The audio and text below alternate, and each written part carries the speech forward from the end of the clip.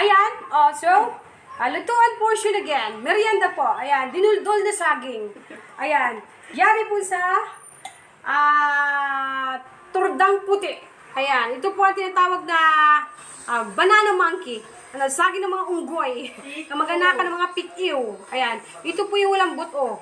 Yung pikiw, marami siyang buto. Kaya hindi po siya pwedeng gawing dinuldol. Ito po ay quality sa ayan, pang dinuldol at saka banana cakes. Parang kalasa po ito kasing quality ng lakatan. Ayan. Turdang puti. Then ayan, dinurog ko lang po ng baso.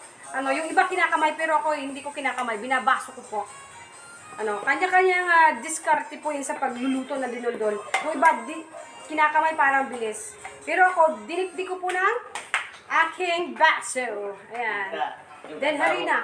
Yung asawa mo. Harina po. Then, pag meron na po kayo mga yeast, pwede na po yung yeast, pampalsa, or baking, pwede po. Then, meron po itong aking, tricks.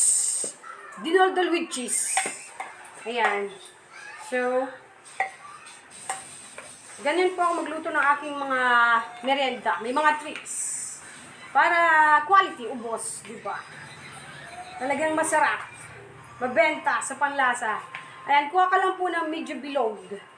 Yung pang sabaw nyo na pang sandok ng sabaw, bilog.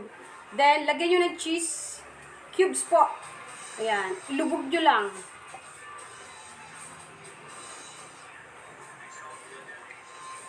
Then, tapos tabunan nyo lang po siya. Tabon lang.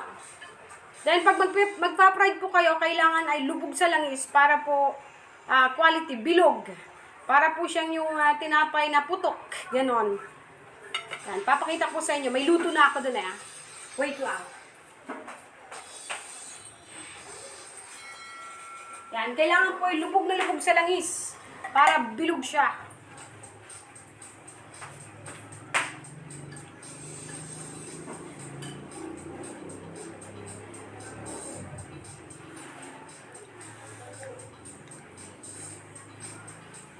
Ayan. Ganto na po siya pag naluto. Diba? Bilog. Then, open nyo po siya. Nandun yung cheese niya sa gitna. Mamaya, mainit pa pala. Basta't ganyan po. Bilog siya. Diba? Ganun lang po. Very easy na pagluluto ng aking dinuldol with cheese. Diba? Para, share ko po sa inyo para may mga iba naman kayong tricks sa pagluluto ng mga dinuldol. Pwede rin pong yung kamote. Kamuting nilabon, dudurugin nyo.